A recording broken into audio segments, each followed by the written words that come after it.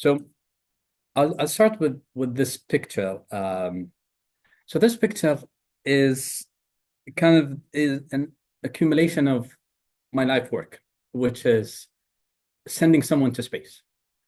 And this picture was our first astronaut launch. We managed to get someone from the UAE up into space and into the ISS. But before I go into the details of the story, I want to walk you through a long journey of life, how this part of the world has arrived at this stage in human development.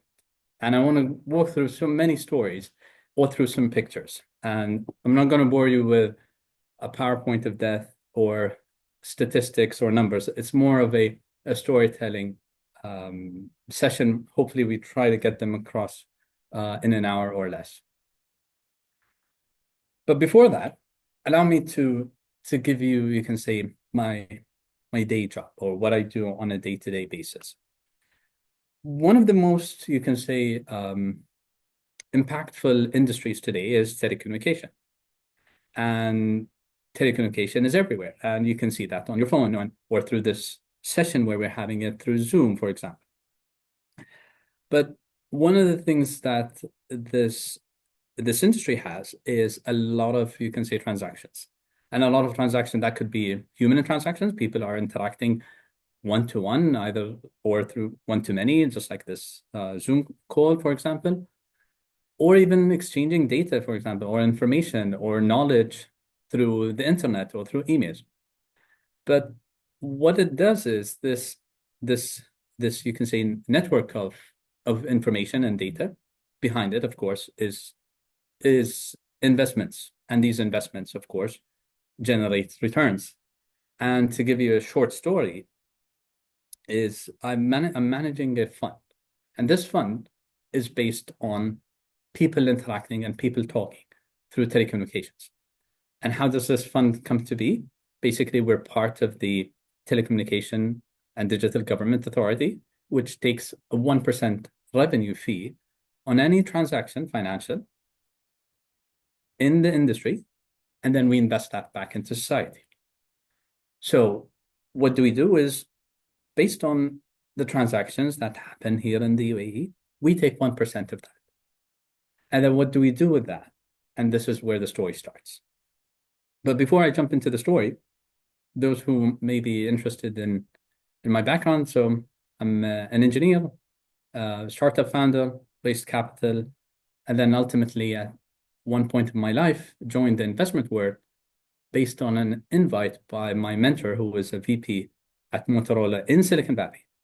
So I do have a Silicon Valley angle there, where I did meet him as a founder way back in 2007.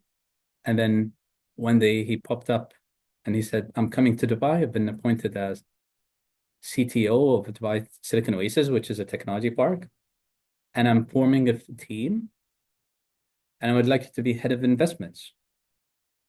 And then that was a long story where I did join. And then after that, I did get invited to lead this fund, which the government was forming.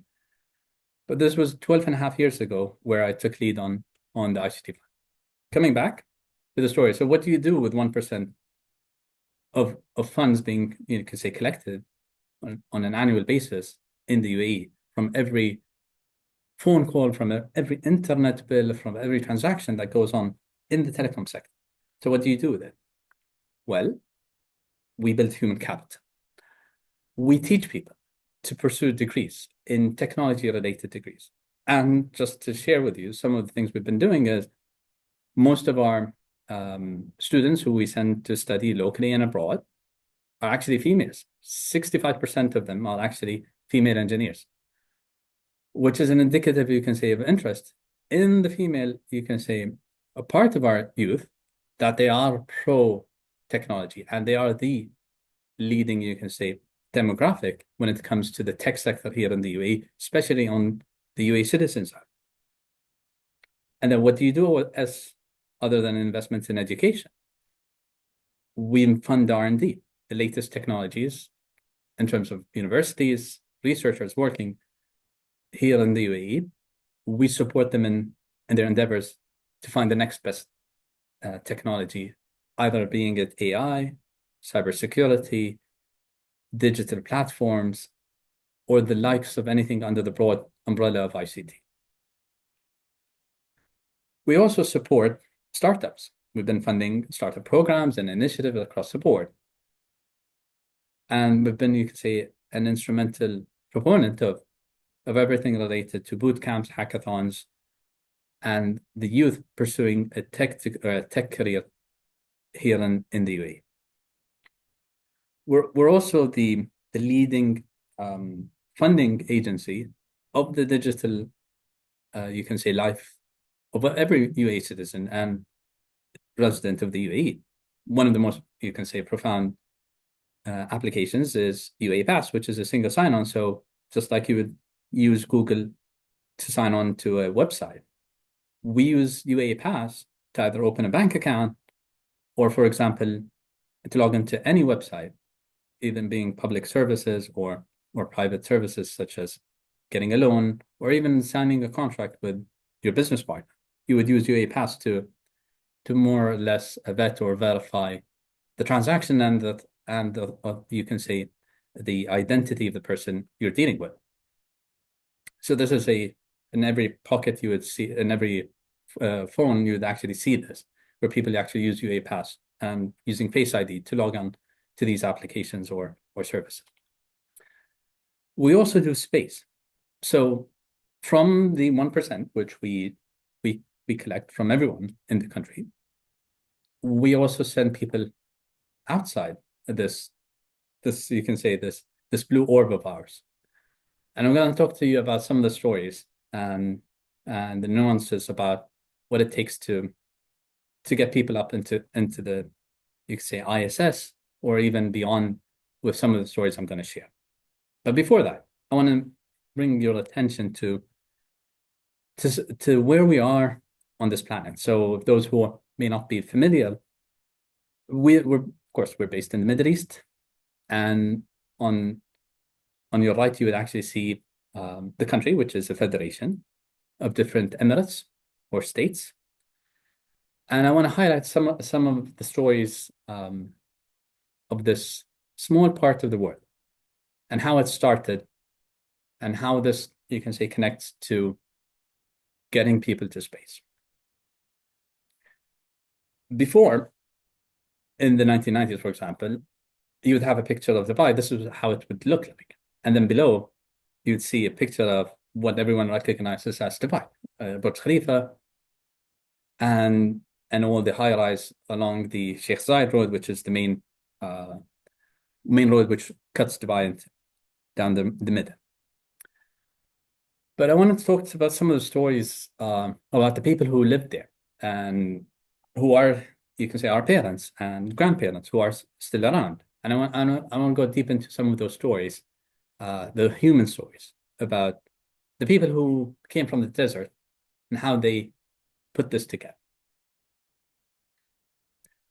Here's a picture of in the 70s of Dubai. This is a local neighborhood.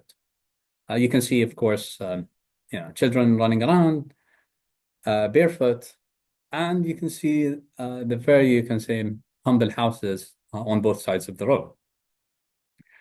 This was a typical neighborhood, and I want to show some of the pictures about how people how it used to live.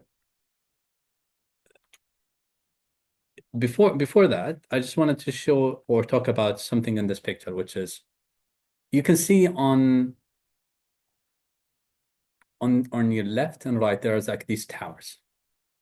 So these towers are not just towers of, you can say, for aesthetic reasons. They're actually a traditional HC. And here's a close-up in a modern day setting where in some of the, you can say, tourist areas in Dubai, you can actually go up to see them.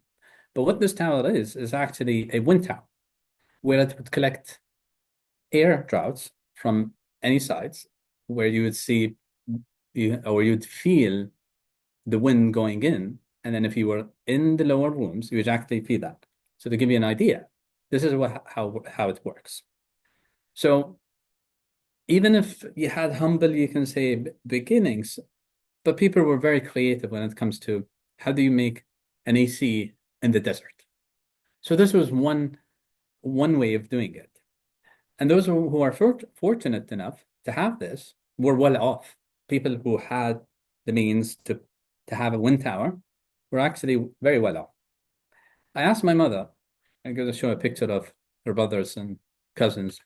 Here's my family. So this is my parents' generation. These are my aunts and uncles. We're very fortunate to have had that picture taken. We don't know who, but it ended up as part of the family heirloom. But what I want to talk about was an asked her, how did you sleep at night? And they were not very well off. And she said, basically, that's her elder sister. I think she's maybe either this girl at the back, but I asked her, how did you sleep? And she said, Omar, we used to pour water on our clothes, and then we would sleep on the rooftops. And then any breeze that would come in, the water or the wet clothes would exaggerate and we would feel cooler in the hot summer, you can say, months. So from very humble beginnings, and she's a professor now, a retired one, and my father as well, he's a professor, and they're both retired at the moment. But I'm saying one of you can say the stories is being creative. At the same time, the value of education can allow, you can say, that you're beyond your wildest dreams to achieve a life which you've never even imagined in the beginning with education. But allow me also to give you the story of it's not just education or creativity in the desert, such as how do you make an AC in the desert, but it's also a story of a person who thought beyond a single, so you can say, a single perspective. This is the founder of the country. He was a Bedouin in his younger years, and the UAE, of course, back in the day, oil was not discovered, but he had this idea of how can we collectively, as a society, come together and build something of meaning. When I say build something of meaning that we're trying to build something for the greater good. So there is a greater good that we want to achieve. Because if the only pursuit is just a narcissistic point of view, is like I want to do it for me, or I want to do it just for maybe my immediate family. But if we think beyond our means, and I'd say, can we build something can we build society? So he had this vision, is that can we, as smaller states on the Gulf, come together as a startup of sorts and partner up and work together to build a society? And he did. And he put together people over a course of maybe from 69 till 71 to this moment, a very historic moment, which is very symbolic. It is the moment that the country was announced. These states came together, the leaderships, the families, the tribes. They said, okay, we're putting our hand in this federation, and we'll all build this country together. The first hospital, the first schools, the first roads, the first markets, the first seaports, everything. So it's this picture is a representation of, I would call it a startup. So let's say, in the startup world of nations, when you have a team, when you invest in a team, it's different than investing in a party, for example, which is more of I don't want to call it a tribal, you can say, take on different meanings. But I'm just saying, can we together, everyone, families, which are or the tribes, as you want to call them, come together collectively and build the nation, instead of trying to go do it through a different mean, either by force or by some sort of system which may be not conducive of everyone having you can say a fair share in the resources, or probably in the benefit of reaping all the benefits that comes with collectively putting our resources together. So this was the beginning in 1971 of this country, and it's always an indication of when you partner up with different people, different aspects, you always would succeed. So the more diversity you have, the more you would succeed. Coming back to the map of the UAE in today's world. So what we've seen is that one of its sons, and to come give you the story about this, our first astronaut launch. So he lived in the very edge of the country, which is a very desert-like environment. It's not one of the major cities, but one of them was always a dreamer. He dreamt of going to the stars, and the closest he could was to become a pilot, an Air Force pilot. That was the closest thing he could have dreamt, and he pursued that. He pursued that dream, and he did that. This is where he comes from, and this will be kind of the story I want to tell about Hazza, who was our first astronaut, and I was with him during the course of his launch when he first went into space. And I'll show you some pictures as well, and give you some stories about some of the rituals that go through being an astronaut and what it takes. So this is where he comes from. So he comes from Al Dhafra area, which is, again, just to show you back before that, this is the very edge of Saudi, and it's next to the empty quarter, and it's a very, you can say, rural area. But this is him, and I want to talk about this young man. Hassan was a pilot, and when they announced the program, is that who do we pick? So there was like a call. You can be a teacher, you can be a driver, you can be anyone.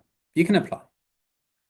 And being, you can say, an F-16 pilot, he had a lot of, you can say, merits when it comes to being an astronaut. Going through training, such as, you can say, the G-force training, and what it takes to, you can say, deliver under pressure. And we're trying to, of course, get our first person up there from the desert. So he had to go and train. And the place where he was trained at was in collaboration with the Russian, you can say, space agency, Roscosmos, as they call it. They are the partners of the ISS. So the ISS is being serviced by two entities, Roscosmos, as well as NASA through its contract with SpaceX. But this was before SpaceX actually was offering commercial launches up to space. So Baikonur is located in Kazakhstan due to the fact that it was part of the USSR, and that's where Yuri Gagarin was actually sent to space. That's where humanity verged into space, from this location. So this is a picture at sunrise of the launch site, where Hazza, sorry, if you just give me a moment, just drink some water. So the Hazza was sent here to train, and for a bit, a good, you can say, 14 months. That's where he trained. This is the picture of the Soyuz rocket, where it gets shifted from the hangar or the warehouse where it's stored, and all the way to the launch site, which you just saw at the horizon. I'm going to show you some pictures. So this is Hazza when he came out of quarantine. And I want to talk about some of the stories here. So this was a very pompous, you can say, situation. It was very celebratory. Everyone was excited. People were crying, and they are just coming out. So we have in the center the captain of the expedition, the US astronaut, and then the UAE astronaut on the left. But what happened here is they were here for 2 weeks in quarantine. So no one was allowed to go in, no one's allowed to go out. They're not allowed to, you can say, interact with anyone from the outside world so they don't get sick. So they were standing on the top of this, they call it the astronaut house. This is where it's more of a dorms and a training facility. This is where they get locked in for 2 weeks. And behind them is the backup team. So every astronaut has a backup till the moment they get sent to space. So what happened was they were playing a song here, a rock song. And I was watching the lady from Roscosmos. She was next to me and she was asking me, and I was asking her, asking her, why are you crying? And then she said, it's the song. And I asked her, what's the significance of the song? It's a Soviet era rock song. And it was in Russian. And she's saying like, this song is the unofficial anthem of the space launches. This has been kind of a ritual where we play this song every time they come out and they get to board the buses taking them to the launch site. And I wanted to understand more about the song and its impact.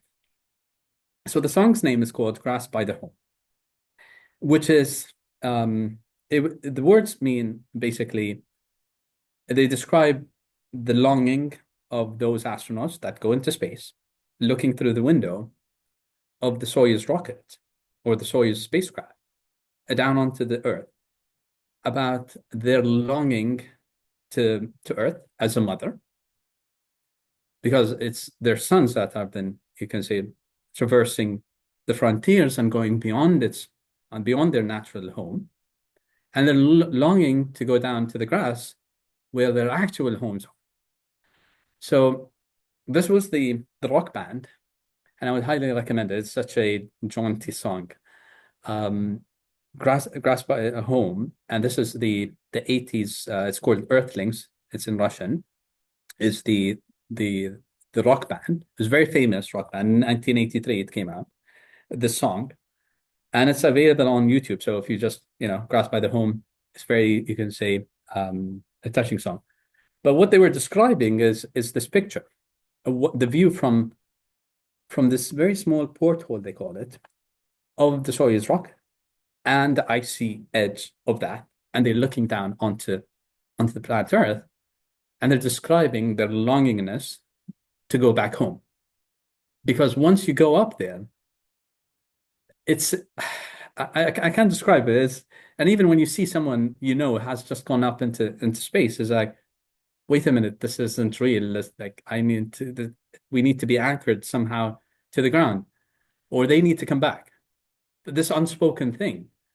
But it was, you can say, it found its words in these songs. So this is the translation of the song. So it's basically the astronauts who go up into the Soyuz rocket describe this, and they say basically they see the Earth through the porthole, and they describe how, as a son misses their mother, they miss the Earth, and they're close to the stars, but again, it's still cold outside, and they dream not about you can say, the launch and the roar of space, especially when it goes up into a spacecraft, but they actually dream of going back home and down to the green grass next to their homes. And that's why she was crying. And it's a very, you can say, dramatic situation where these people are leaving Earth and their loved ones may see them again or may not. And it's a very, you can say, touching, you can say, situation where I found, you can say, some solace in the words of this song. Anyway, going back. So this is how this is what happens is that once they launch through the rocket, the ultimate, you could say, destination is to dock with the ISS. And this is the Soyuz rocket, or sorry, the Soyuz spacecraft docking with the ISS. This is how it looks once it's actually parked. And this is when people open up the hatch and they meet the other expedition, which is already there on the ISS, and they greet one another. And it's a moment of celebration, either on the ground or in space. But to give you some of the pictures, so the astronauts get to go onto the bus, which takes them to the launch site. And this is the moment where, people are, touching the bus. Their families are touching the bus as if the final goodbye, because they're not supposed to, that's the closest they can before they go to space. So you'd see a lot of these behind the glass moments, and this is the view from inside the bus. So there are actually two buses. One is the backup team, and this is the main crew which is going. And you can sense the sensation of people, bidding them farewell, their loved ones, and sending them all off onto space. They go on to another location next to the launch site where they get dressed up and suited. And that's on the left. And the Russian, you can say, captain, as well as the American astronaut who are going all into space. As you can see, the patch on the left, on the far left, is the mission patch. So it would usually be representative of every country that is on that launch. I do have one here. Sorry. I do have an actual one here from the launch site. So I keep this here in office. So this was our first one.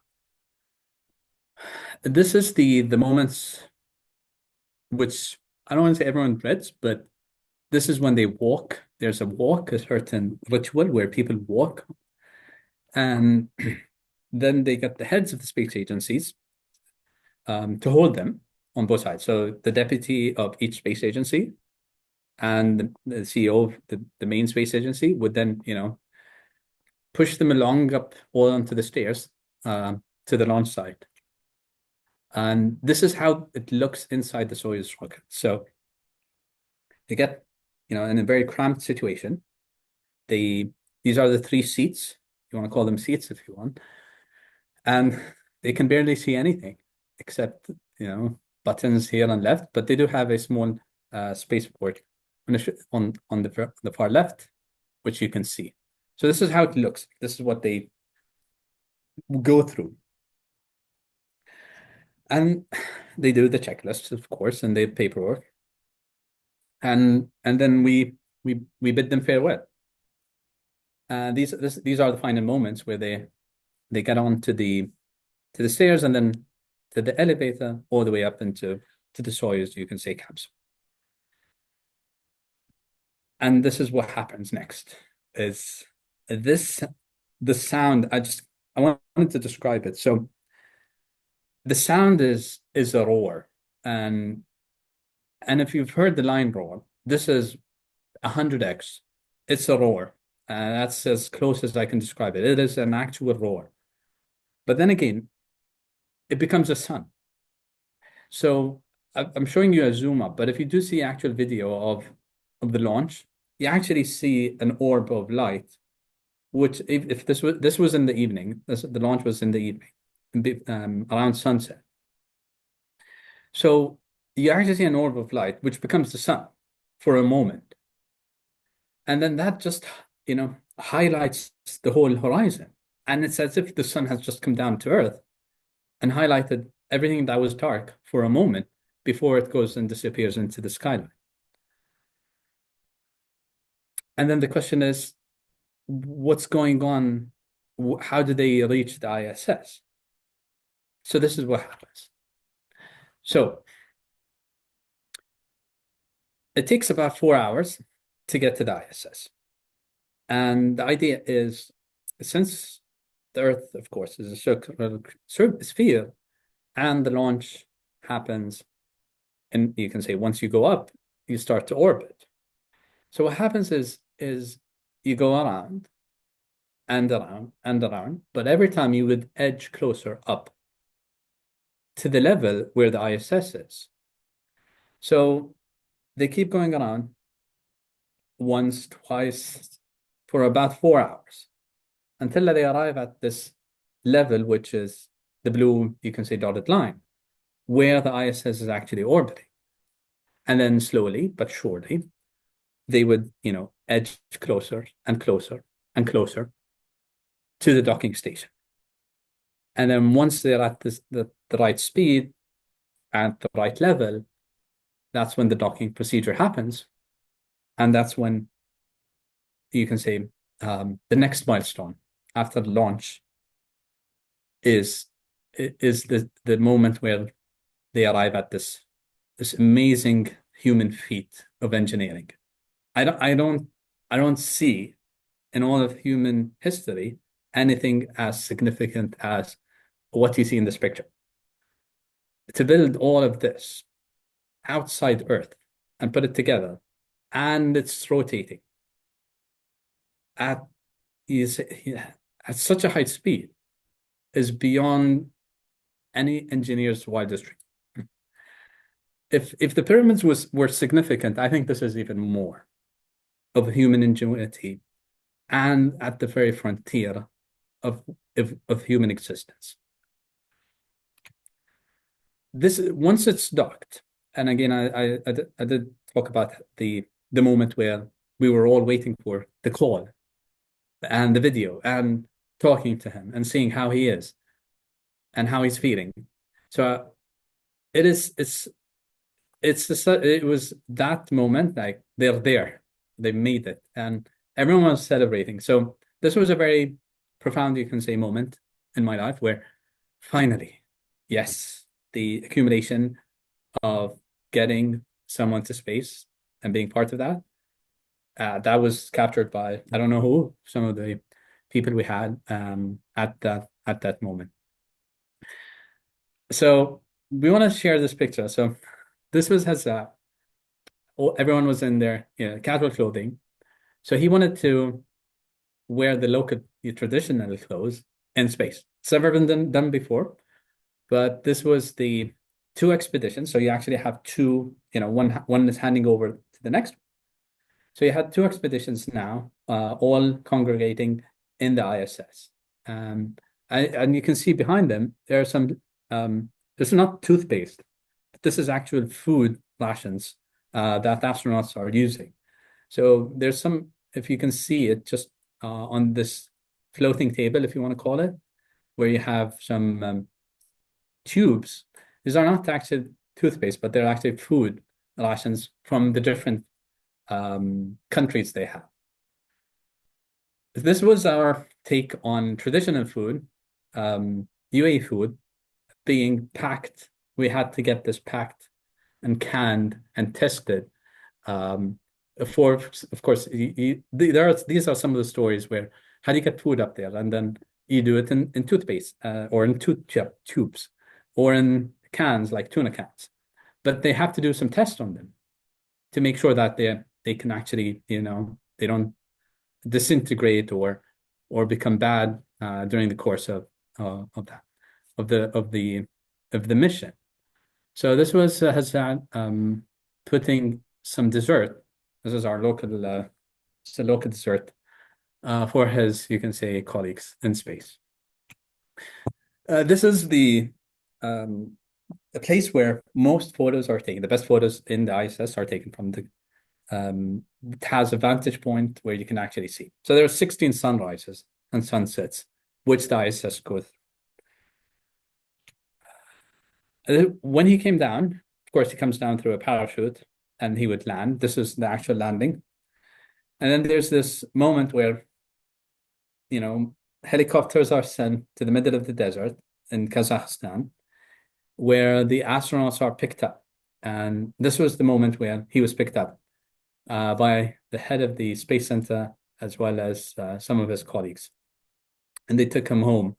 And there's this Kazakh ritual where I didn't get the picture, but the Kazakh, you can say, government would then honor them using traditional herdsman clothes, I would say. It's like a big cold coat, and then they had these big furry hats, and they would place them in a very honorific way after the press or during the press release. It's been this Kazakh ritual of astronaut coming back down to Earth. And then what did we do? We did another one, but this time around it was with SpaceX. So this was Sultan. Sultan was the backup who. So this one was a week long, and then we did another one which was 6 months, and this was Sultan who had to wait 4 years and 2 years prior because he was picked as the second as a backup, and then he had to wait another 4 years in training for a long-term mission, and then finally the day came where where we took him to the NASA Space Center in Florida. This was the moments before the launch. So this was Sultan.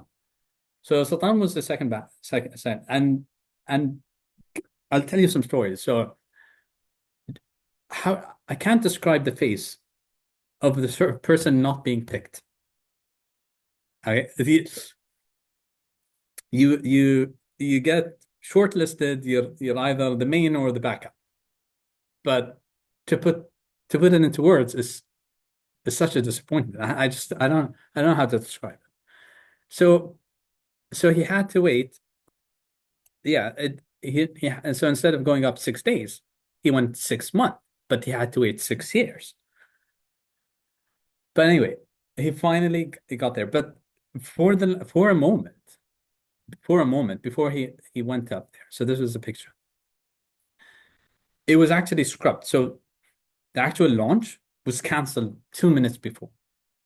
And I was like, oh no, like this person gets, suited up, put on the SpaceX capsule, the Dragon capsule.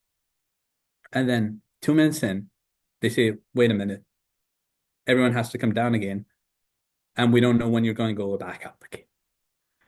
So it was like, cliffhanger. Like how do you describe these moments, these stories? But luckily, he finally went up, and this is the picture of him going up into the ISS. And then the question is like, okay, now what? And then on to the next one. So Sultan went up for 6 months. Of course, an astronaut doesn't go up just for tourism, but he actually does, science missions or science experiments in collaboration with universities from across the globe. And he has to report back. And calling someone up into the ISS is a very surreal phone call, which it's like you're calling another, like, beyond this world. And I don't know how to describe it, but it's a surreal sensation to speak to someone who isn't on the planet. Yes, you may speak to someone on the on an airplane. I get that. But someone beyond the atmosphere and is floating midair is a different, you could say, phone call to have. Again, this was Sultan, who is now a minister of youth. So once he came back down, he was appointed as the best role model for youth here in the UAE, and he became the Minister of Youth here in the UAE. So then what? So you can say the next story was, okay, if we can get to the ISS or beyond our atmosphere, what about the moon? Can we go to the moon? Was the next iteration, the next story, from the desert to the next celestial body. Instead of the first body, which is orbiting us, the ISS, let's go to the natural satellite which we have, which is the moon. But before we go and send people up into space or onto the moon, is okay, can we send some robots? I think one of the speakers, I think, is going to talk about robots, or they talked about robots yesterday. So the team, the engineers, the male and female, boys and girls, worked together, of course, 2 years before, to put this, what you see in the middle of the picture is the UAE rover to be sent to the moon.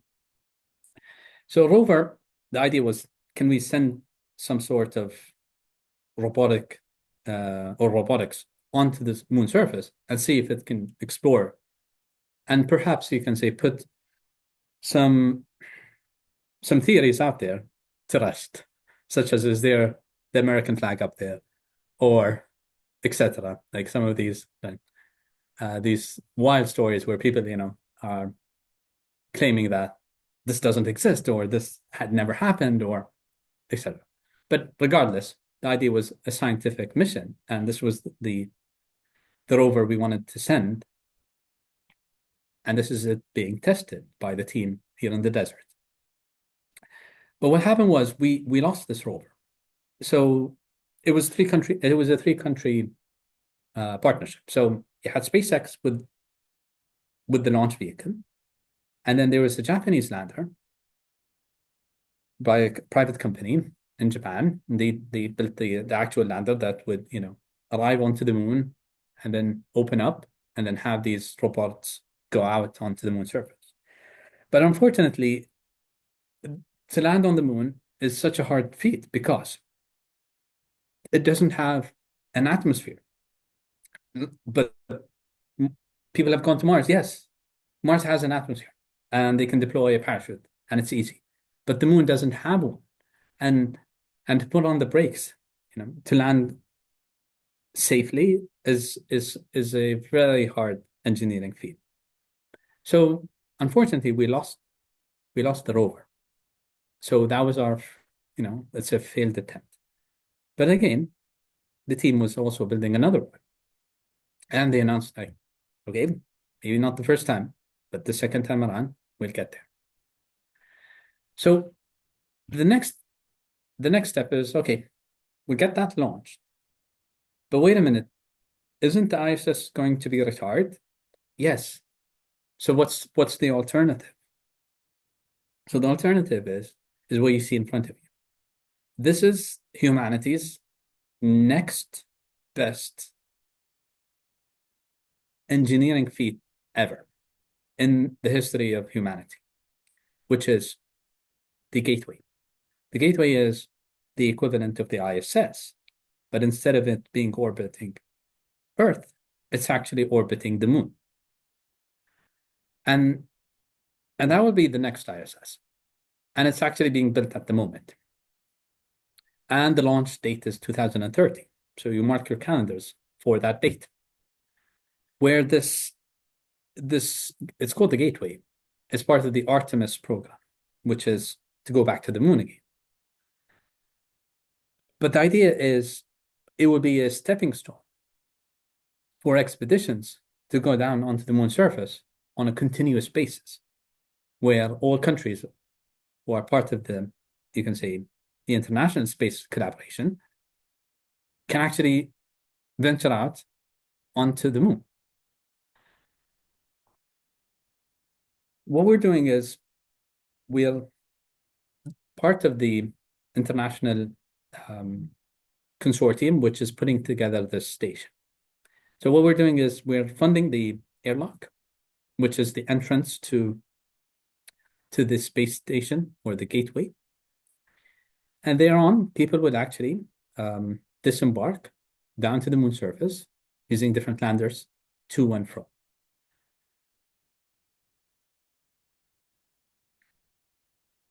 Here's how an artist lander would look like, how an actual lander would go down onto the moon surface and have missions deployed just like we used to have.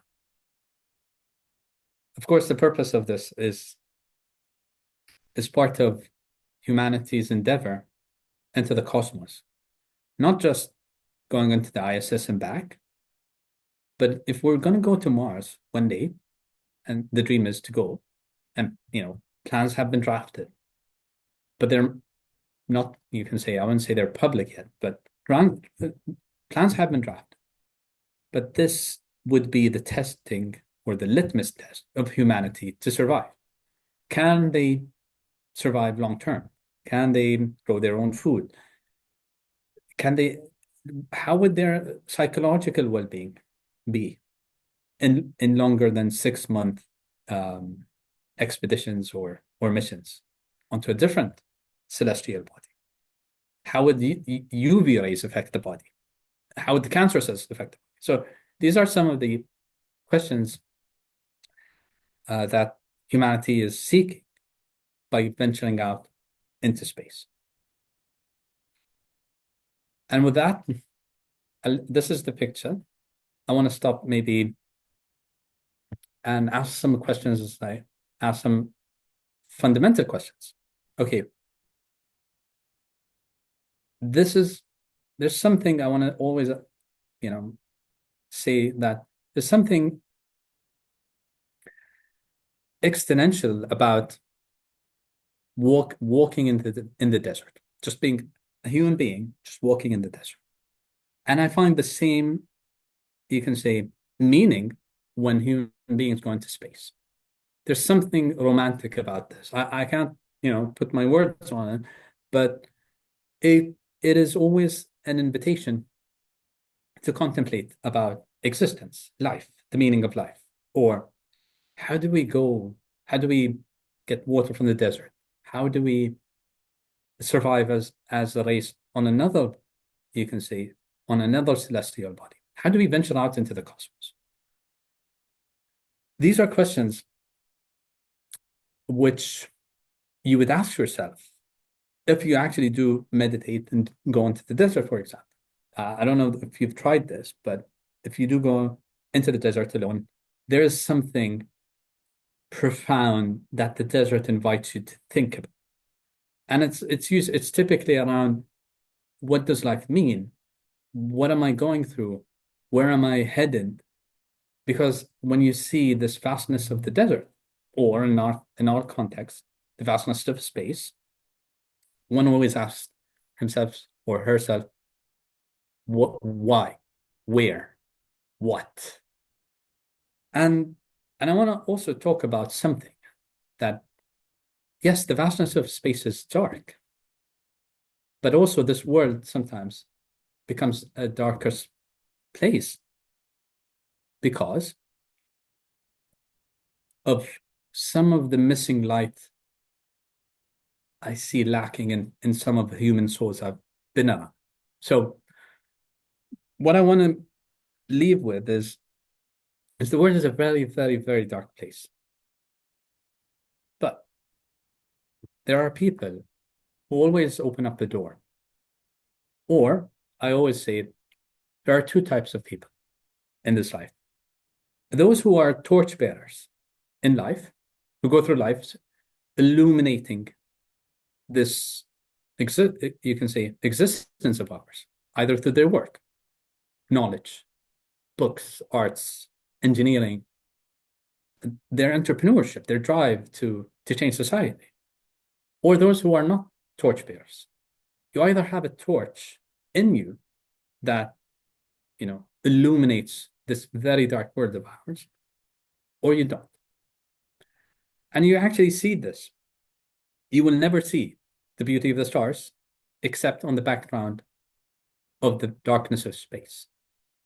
And then you would appreciate them. So you would never identify those people if everyone was you can say everyone had a torch.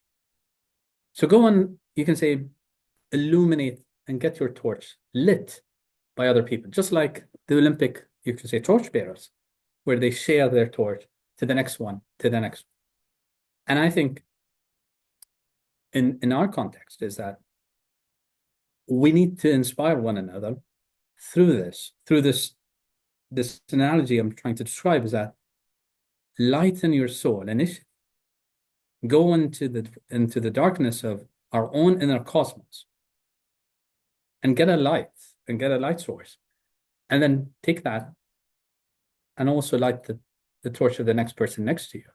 And that's how you would make this word, which, as again I described, is a very dark place. And also is you only find meaning in life at the very end of existence.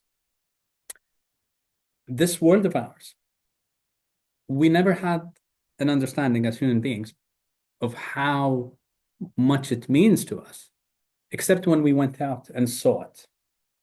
And you only see the meaning at the very edge of life.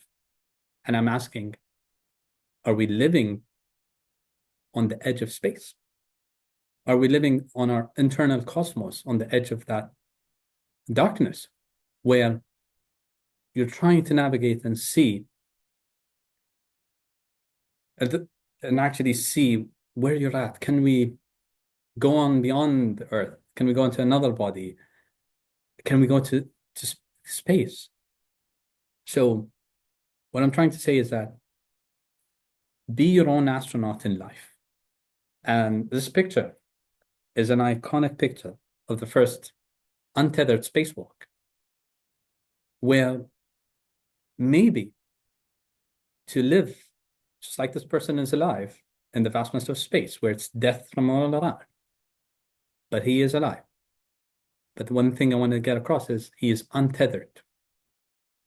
And sometimes you need to untether yourself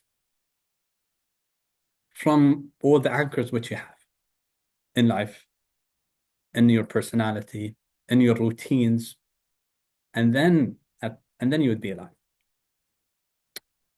And that is the meaning to exist.